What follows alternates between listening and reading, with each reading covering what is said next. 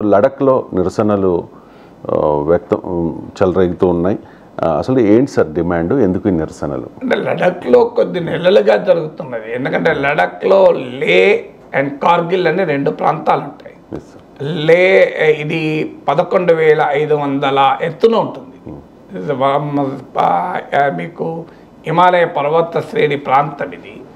So ఈ లడఖ్ అటు China పాకిస్తాన్లకు కూడా బార్డర్, చాలా sensitive ecological zone, sensitive security zone కూడా. రెండు రకాలుగా పర్యావరణ రీత్యా చాలా సున్నితమైంది. ఎందుకంటే ఇప్పటికీ ఈ క్లైమేట్ చేంజ్, వాతావరణ మార్పు వల్ల హిమాలయ పర్వతాల్లో గ్లేసియల్ లేక్స్ ఫామ్ అవుతున్నాయి. అంటే మంచు కరిగిపోయి ఆ మంచు కొండల చివరన పెద్ద పెద్ద లేక్స్ ఫామ్ అవుతున్నాయి.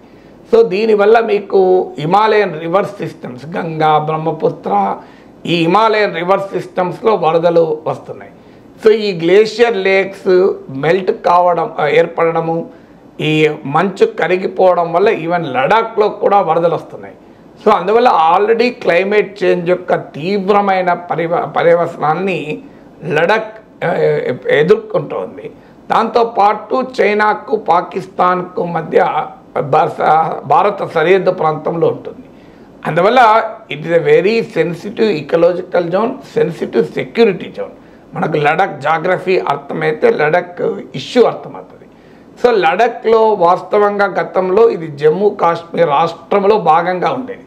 చాలా కాలంగా లడఖ్ వారు మాకు ప్రత్యేక ప్రతిపత్తి కావాలి, మా క్యారెక్టర్ వేరు అని కొట్లాడుతున్నారు. ఇప్పుడు లే ఏమో బుద్ధిస్ట్ మెజారిటీ ఉన్న ప్రాంతం, కార్గిల్ ఏమో ముస్లిం మెజారిటీ ఉన్న ప్రాంతం.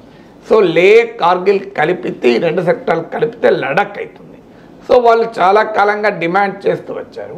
ఆర్టికల్ 370 రద్దయినప్పుడు కూడా వారు చాలా పాజిటివ్గానే రెస్పాండ్ అయ్యారు. కానీ తర్వాత జరుగుతున్న పర్యవసనాలు ఏమవుతున్నాయంటే, ఇప్పుడు వాళ్ళ ఆందోళన, వాళ్ళ డిమాండ్లు ప్రధానంగా 3 డిమాండ్లు ఉన్నాయి.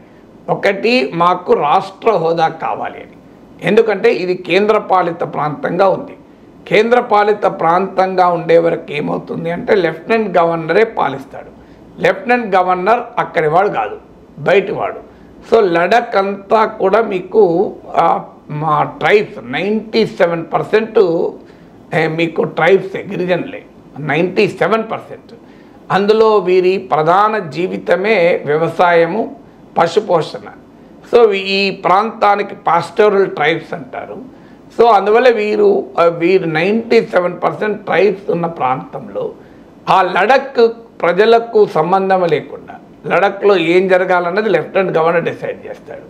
సో లడఖ్ ఏతరుడు లడఖ్ భవిష్యత్తు నిర్ణయిస్తాడు. లడఖ్ ప్రాంతానికి ప్రభుత్వాలు కేటాయించిన నిధుల్లో 90% లెఫ్టినెంట్ గవర్నర్ అప్రూవల్ ప్రకారము లెఫ్టినెంట్ గవర్నర్ ఏం చేయాలనుకుంటే అదే జరుగుతుంది. ఇది లడఖ్ ప్రజల మొదటి ప్రశ్న. అంటే మమ్మల్ని మేము పాలించుకునే హక్కు మాకు లేదా అని. ఒకప్పుడు కనీసం జమ్మూ కాశ్మీర్ రాష్ట్రంలో భాగంగా ఉన్నప్పుడు లే అండ్ కార్గిల్ అటానమస్ కౌన్సిల్స్ ఉండే, స్వయంపాలక మండళ్ళు ఉండే.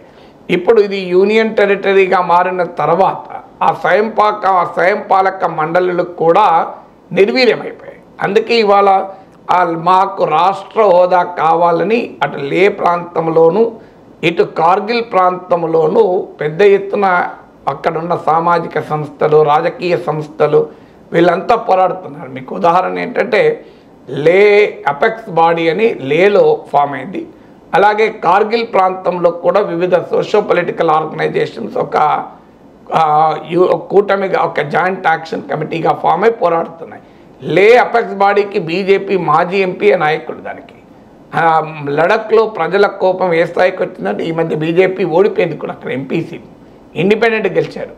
సో ఎందుకు మరి అంటే మాకు రాష్ట్ర హోదా లేకపోవడం వల్ల, కేంద్రపాలిత ప్రాంతంగా ఉండడం వల్ల, లే కార్గిల్ స్వయంపాలక మండలులు కూడా నిర్వీర్యం కావడం వల్ల మా ప్రాంతాన్ని మేము పాలించుకోలేకపోతున్నాం.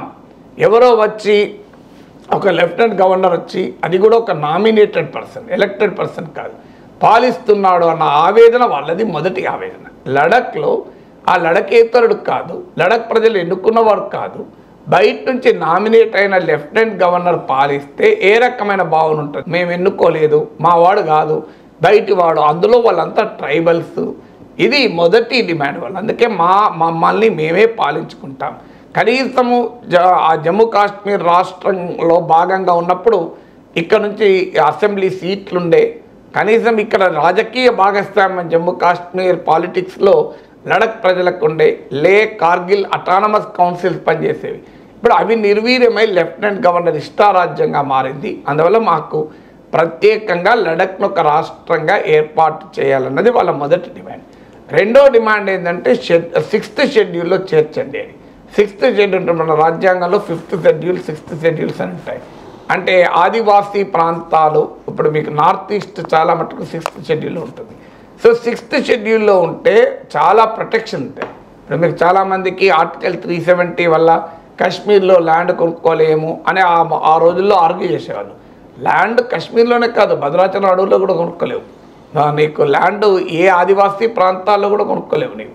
సో ఆ రిస్ట్రిక్షన్స్ ఆదివాసీ ప్రాంతాల్లో ఉంటుంది. ఇక్కడ 170 చట్టం ఉంది. ఇక 6th షెడ్యూల్ అయితే ఇంకా చాలా రిస్ట్రిక్షన్స్ ఉంటాయి. అందువల్ల మా కల్చరు, మా లాంగ్వేజ్, మా ల్యాండ్, మా నేచురల్ రిసోర్సెస్ కాపాడుకోవాలి అంటే మాకు 6th షెడ్యూల్లో మమ్మల్ని చేర్చండి అని వాళ్ళు డిమాండ్ చేస్తున్నారు. ఉదాహరణకి ఈరోజు డెవలప్మెంట్ పేరిట జరుగుతున్న వాతావరణ పరిస్థితులు, వాతావరణ విధ్వంసం జరుగుతుంది అనేది లడఖ్ ప్రజల ఆవేదన. ఇక మూడవ డిమాండ్ వాళ్ళది లేకు కార్గిల్కు సెపరేట్గా పార్లమెంట్ 2 ఎంపీ సీట్లు ఇవ్వాలని. ఎందుకంటే ఈ 2 ప్రాంతాలు లడఖ్లో భాగమైన డిఫరెంట్ డెమోగ్రఫీ. ఇప్పుడు లే ఏమో బుద్ధిస్ట్ మెజారిటీ, కార్గిల్ ఏమో ముస్లిం మెజారిటీ. అఫ్కోర్స్ అందులో బ్లాక్లు మళ్ళీ తేడా ఉండొచ్చు. సో అందువల్ల మాకు రెండిటికి సెపరేట్ ఎంపీలు కావాలి. ఇప్పుడు ఒక్కటే లడఖ్ ఎంపీ ఉన్నాడు, అది లే కార్గిల్కి ఉన్నటువంటి డెమోగ్రఫిక్ క్యారెక్టరిస్టిక్స్లో ఉన్న తేడా రీత్యా మాకు సెపరేట్ ఎంపీ సీట్లు కావాలని డిమాండ్ చేస్తున్నారు. ఇక వాళ్ళ డిమాండ్లలో కీలకమైనది నేను ఇంతకుముందు చెప్పినట్లు ల్యాండ్, వాటర్, నేచురల్ రిసోర్సెస్. ఇప్పుడు మనకు 2 ఉదాహరణలు, ఉత్తరాఖండ్ ఉదాహరణ ఉంది, వాయనాడ్ ఉదాహరణ ఉంది. ఉత్తరాఖండ్లో 6,000 మంది చనిపోయారు కేదార్నాథ్ ఫ్లడ్స్లో. ఎందుకు చనిపోయారు? విచక్షణారహితంగా డెవలప్మెంట్ పేరిట అక్కడున్న ఫ్రెజైల్ ఇకాలజీ, సున్నితమైన పర్యావరణాన్ని మనము ధ్వంసం చేశాం.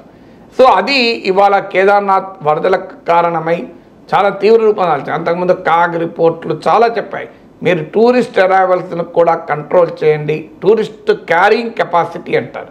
క్యారింగ్ కెపాసిటీ అంటే ఆ సున్నితమైన పర్యావరణము, జీవావరణము ఎంతమంది పర్యాటకుల్ని భరించగలుగుతుంది అని.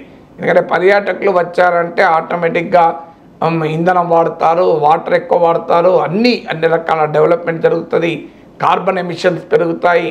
సో వెరీ ఫ్రెజైల్ ఇకాలజీ కనుక క్యారింగ్ కెపాసిటీని మించి పర్యాటకులు రాకూడదు అనేది అక్కడ డిమాండ్గా ఉంది. కానీ దాన్ని ఏది పట్టించుకోకుండా ఉత్తరాఖండ్ ప్రభుత్వం, టూరిజం అనేది ప్రధానమైన ఆదాయం అన్నారు కనుక విచక్షణారహితంగా టూరిస్టులలో చేసింది అన్న విమర్శలు ఉన్నాయి. దానికోసం డెవలప్మెంట్ చేశారు, నదీ గర్భంలోకి వచ్చి కన్స్ట్రక్షన్లు కట్టారు, విచక్షణారహితంగా జల విద్యుత్ ప్రాజెక్టులకు అనుమతులు ఇచ్చారు, రోడ్ డెవలప్మెంట్ చేశారు. సో దాని పర్యవసనం కేదార్నాథ్ వరదలు చూసాం. వాయనాడ్లో కూడా సరిగ్గా అదే జరిగింది. వాయనాడ్లో కూడా టూరిజం విపరీతంగా పెరిగింది, కన్స్ట్రక్షన్స్ పెరిగాయి, చెట్లు నరికేశారు, దాని స్లోపు దెబ్బతిన్నది, అంటే అక్కడ ఉన్న నైసర్గిక స్వరూపం దెబ్బతిన్నది, సాయిల్కు ఉండే హోల్డింగ్ కెపాసిటీ పడిపోయింది. దానివల్ల పెద్ద ఎత్తున కొండ చర్యలు విరగపడి వినాశనం చేశాం. లడఖ్లో కూడా ఈ వాతావరణ విధ్వంసం జరగడం వల్ల అక్కడ వరదలు పెరుగుతున్నాయి. మీకు అక్కడ కూడా ఈ కొండ చర్యలు, ల్యాండ్ స్లైడ్స్ వస్తున్నాయి. కారణం ఏంటంటే భారీ ఎత్తున టూరిస్టులను అనుమతిస్తున్నారు. దాని క్యారింగ్ కెపాసిటీని మించి పర్యాటకులు నిల్వ చేస్తున్నారు. తర్వాత ఇండస్ట్రియల్ ఇన్వెస్ట్మెంట్ అట్రాక్ట్ చేస్తామని ముఖ్యంగా సోలార్ పవర్ కొరకు భారీ ఎత్తున అక్కడ ఇన్వెస్ట్మెంట్ను అట్రాక్ట్ చేస్తున్నారు. అలాగే రోడ్లు వేస్తున్నారు. సో వీటి పర్యవసనంగా ఇప్పుడు ఉదాహరణకు రోడ్లు వేసినప్పుడు ఆడ అనేక శాస్త్ర ఐఐటి అధ్యయనాలు కూడా చెప్తున్నాయి, అనేక ఇంటర్నేషనల్ రీసెర్చ్ కూడా చెప్తుంది. మీకు ఈ ఇంధనం అంటే పెట్రోల్, డీజిల్ వాహనాలు రావడం వల్ల ఆ కార్బన్ ఐస్ పైన పేరుకుపోయి ఉండడం వల్ల ఐస్ తొందరగా మెల్ట్ అయి గ్లేషియల్ లేక్స్ పెరిగి మీకు వరదలు వస్తున్నాయని. సో అందువల్ల ఇక్కడ మీకు ఆ స్లోప్ దెబ్బతింటుంది రోడ్డు కన్స్ట్రక్షన్ ఇవన్నీ చేయడం వల్ల. సో అందువల్ల మా ల్యాండ్, మా వాటర్ కన్జంప్షన్ పెరుగుతోంది, భూగర్భ జలాల ఎక్స్ప్లాయిటేషన్ పెరుగుతోంది, కన్స్ట్రక్షన్ యాక్టివిటీ గణనీయంగా పెరుగుతుంది లడఖ్ ప్రాంతంలో. సో ఒకవైపు ఏమో సెన్సిటివ్ సెక్యూరిటీ జోన్, ఆల్రెడీ ప్రభుత్వం ఏమో చైనా వాళ్ళు ఏం ఆక్రమించుకోలేదు మన భూభాగాన్ని అని ప్రభుత్వం వాదిస్తుంది. కానీ స్థానిక లడఖ్ ప్రజలు చెప్పేది మేము కదా చూసేది ఇక్కడ భూభాగాన్ని, చైనా వాళ్ళు పెద్ద ఎత్తున మన లడఖ్లోకి చొచ్చుకొచ్చారు, దానివల్ల మా పశువుల్ని కాస్త వెళ్ళి గ్రేజింగ్ చేయాలన్నా కూడా చైనా వాళ్ళ అటాక్ ఉండే ప్రమాదం ఉంది అని వాళ్ళు చెప్తున్నారు. సో అందువల్ల మా ల్యాండ్, మా వాటరు, మా నేచురల్ రిసోర్సెస్, మా పర్యావరణాన్ని కాపాడుకోవాలి అంటే మాకు ఈ 6th షెడ్యూల్లో ఉండడం వల్ల మాత్రమే ఇది జరుగుతుంది. మాకు స్వయంపాలక మండలి ఉండడం వల్లనే మా అవసరాలేమో మేము అర్థం చేసుకోగలం అనే వాదన మొదలై. అందువల్ల ఈ ఉద్యమం గత కొన్నేళ్లుగా నడుస్తుంది. ఇంతకుముందు చెప్పినట్లు లే అపెక్స్ బాడీ LAB అని, అలాగే కార్గిల్లో కూడా వివిధ సంస్థల కూటమిగా ఏర్పడ్డాయి. అందువల్ల ఇదొక సెన్సిటివ్ ఇష్యూ. అదొక నేను ఇంత మొదట్లో చెప్పినట్టు సెక్యూరిటీ జోను, ఫ్రజైల్ ఇకాలజికల్ జోన్. అందువల్ల ఇప్పటికే అక్కడ జరుగుతున్న పరిణామాల వల్ల రోజు రోజుకు హిమాలయన్ ఇకాలజీ దెబ్బతింటుంది. అందువల్ల లడఖ్ను ఇష్టం వచ్చినట్టుగా ఇతర ప్రాంతాలు పాలించినట్టుగా పాలిస్తామంటే అది కరెక్ట్ కాదు. వాళ్ళ జెన్యూన్ డిమాండ్ మాకు సపరేట్ రాష్ట్రం కావాలి, వాళ్ళేం దేశం నుంచి విడిపోతాం అని అనడం లేదు కదా, మా సెపరేట్ రాష్ట్రం కావాలి, లేదంటే కనీసం లే కార్గిల్ అటానమస్ కౌన్సిల్స్ను యాక్టివేట్ చేయండి, మమ్మల్ని మేము పాలించుకుంటాం, లెఫ్టినెంట్ గవర్నర్ కాదు, మా ల్యాండ్, కల్చర్, మా రిసోర్సెస్కి రక్షణ ఉండేలా 6th జోన్లో పెట్టండి. ఇది వాళ్ళు 6th షెడ్యూల్లో కాన్స్టిట్యూషన్ 6th షెడ్యూల్లో చేర్చండి అని వాళ్ళు అడుగుతున్న డిమాండ్.